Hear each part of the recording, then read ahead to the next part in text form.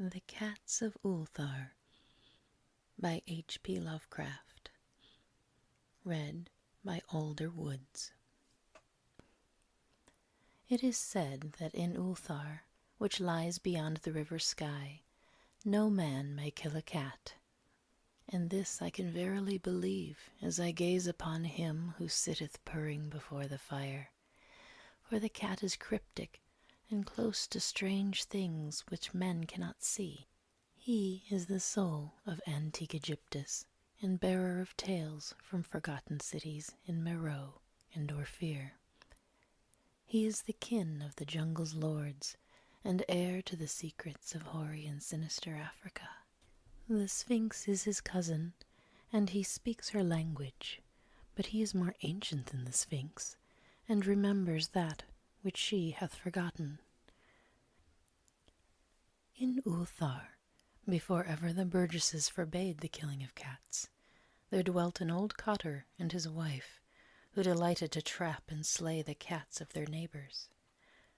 Why they did this I know not, save that many hate the voice of the cat in the night, and take it ill that cats should run stealthily about yards and gardens at twilight.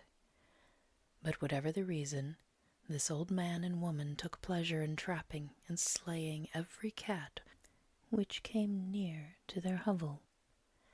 And from some of the sounds heard after dark, many villagers fancied that the manner of slaying was exceedingly peculiar. But the villagers did not discuss such things with the old man and his wife, because of the habitual expression on the withered faces of the two, and because their cottage was so small and so darkly hidden under the spreading oaks at the back of a neglected yard. In truth, much as the owners of cats hated these odd folk, they feared them more, and instead of berating them as brutal assassins, merely took care that no cherished pet or mouser should stray toward the remote hovel under the dark trees.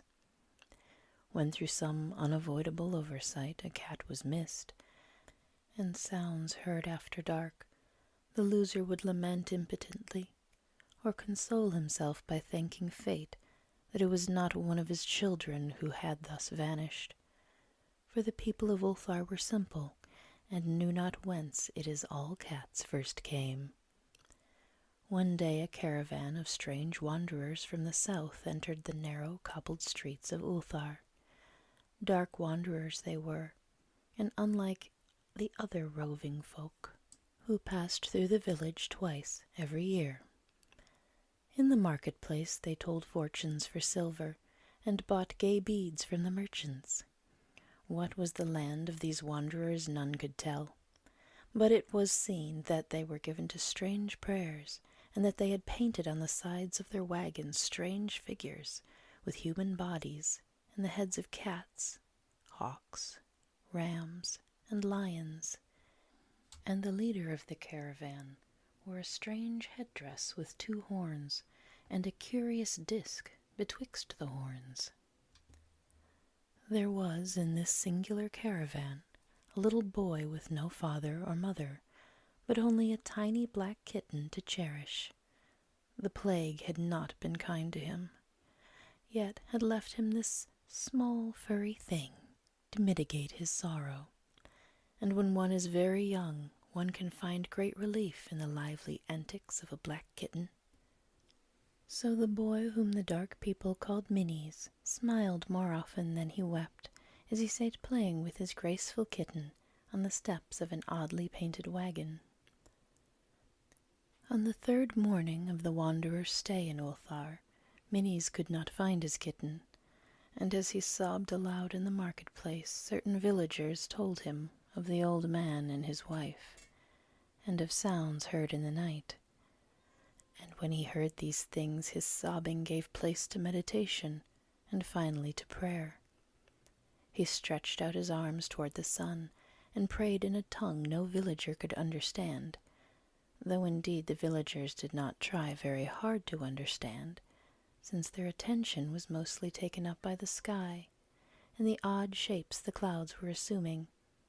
It was very peculiar, But as the little boy uttered his petition, there seemed to form overhead the shadowy, nebulous figures of exotic things, of hybrid creatures crowned with horn-flanked discs.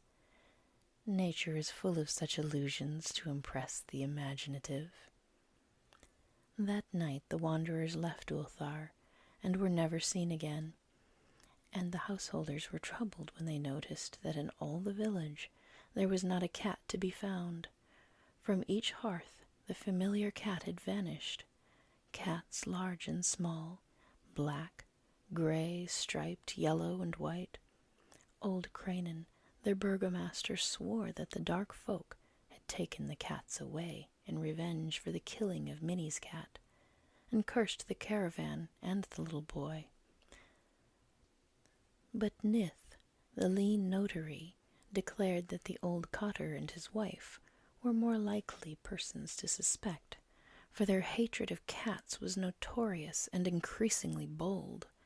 Still, no one durst complain to the sinister couple, even when little Atal, the innkeeper's son, vowed that he had at twilight seen all the cats of Ulthar in that accursed yard, under the trees, pacing very slowly and solemnly in a circle around the cottage, two abreast, as if in performance of some unheard-of rite of beasts. The villagers did not know how much to believe from so small a boy, and though they feared that the evil pair had charmed the cats to their death, they preferred not to chide the old cotter till they met him outside his dark and repellent yard. So Ulthar went to sleep in vain anger, and when the people awakened at dawn, behold, every cat was back at his accustomed hearth, large and small, black, gray, striped, yellow and white, none missing. Very sleek and fat did the cats appear, and sonorous with purring content. The citizens talked with one another of the affair, and marveled not a little. Old Cranen again insisted it was the dark folk who had taken them, since cats did not return alive from the cottage of the ancient man and his wife.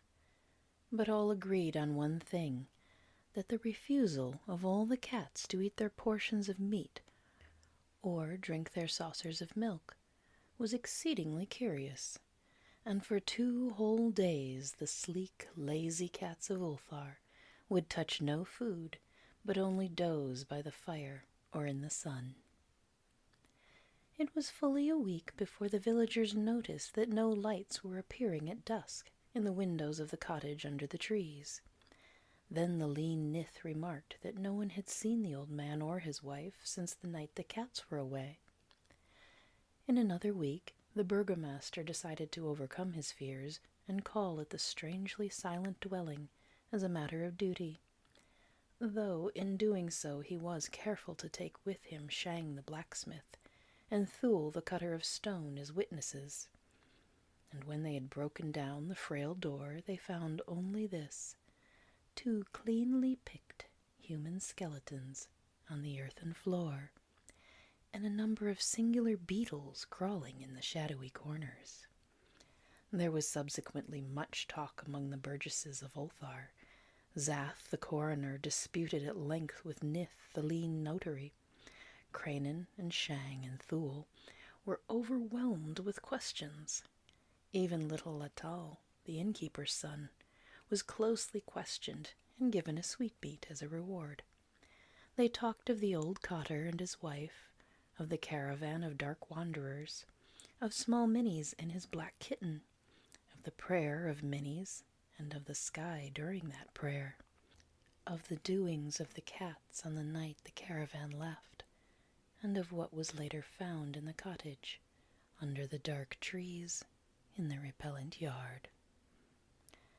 And in the end, the burgesses passed that remarkable law which is told of by traders in Hatheg and discussed by travelers in Nir, namely, that in Ulthar no man may kill a cat.